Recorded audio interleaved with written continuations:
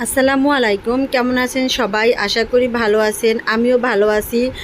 আজকে বরিশালের একটা পিঠা বানাবো, সেটা সামান্য কিছু ভিডিও আপনাদের সাথে শেয়ার করব। এটা বরিশালের কি একটা বিখ্যাত পিঠা। এটা যদি কোনো বরিশালের কেউ আমার এই ভিডিওটা দেখে থাকেন তাহলে অবশ্যই একটু কষ্ট করে কমেন্ট করে যাবেন এই পিঠার নাম কি কি এই বরিশালের বিখ্যাত পিঠা। আমি এই পিঠাটা অত একটা ভালো বানাতে পারি না, এর আগেও আরও 2-3 বার বানানো হয়েছে, ওগুলো অত একটা আমার ভালো হয়নি। সেজন্য আজকে আবার একটু অল্প কিছু ট্রাই করতেছি যে দেখি ভালো হয় কি না। কিন্তু মাশাল্লাহ মাশাল্লাহ আজকের পিঠাটা আমার অনেক ভালো হয়েছে, একবারে পারফেক্ট হয়েছে।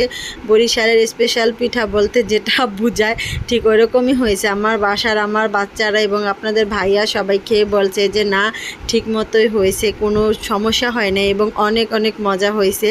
এই জন্য এটা আমি মানে কি থেকে কি করলাম ওগুলো আর দিই নাই, সামান্য একটু ভিডিও দিয়েছি। যেহেতু অনেক নামটা কীরকম একটা, এই জন্য আর আমি নামটা বললাম না, আপনারাই বলে যাবেন যদি কোনো বরিশালের লোক এই আমার ভিডিওটা দেখে থাকেন যেটা কি বরিশালের বিখ্যাত পিঠা।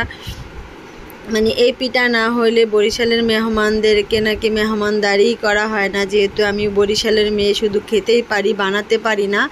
যাই হোক, অনেক চেষ্টার পর আজকে বানাইতেও পারলাম। যে না, শুধু খেতে পারি এমন কিছু না, বানাতেও পারি, চেষ্টা করলে সব কিছুই পারা যায়। এই যে আমি পিঠা তেলে ভেজে আবার শিরাতে দিয়ে নিয়েছি। এখানে প্রথম যে কটা আমি করলাম ওগুলা উঠাইছি, উঠানোর পরে যে এরকম হয়েছে একটা।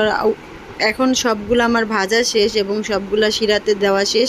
এটা অনেকেই মানে শিরাটা দুধ দিয়েই করে শিরাটা, কিন্তু আমার পিঠাটা কেমন হবে এটার উপরে আমার কোনো ভরসা ছিল না। এই জন্য আমি চাই না এই দুধগুলো আমার নষ্ট হয়ে যাক, এই জন্য আমি শুধু চিনি যে শিরা ওটা দিয়ে করছি। যাই হোক, মাশাল্লাহ ভালো হয়েছে। পরবর্তীতে আবারও সুন্দর করে বানানোর চেষ্টা করব।